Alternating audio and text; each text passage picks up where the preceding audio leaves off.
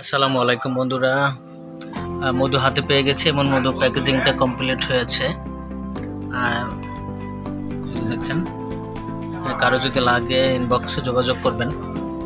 Original চাষের খাঁটি কালোজিরা এবং ধনিয়া ফুলের মধু আমি নিজে দাঁড়িয়ে থেকে মধুটা সংগ্রহ করেছি। কারো যদি লাগে অবশ্যই যোগাযোগ করবেন। দেখেন কত সুন্দর অথেন্টিক একটা মধু, কালারটা অসাধারণ। কারো লাগলে অবশ্যই যোগাযোগ করবেন। তো সুন্দর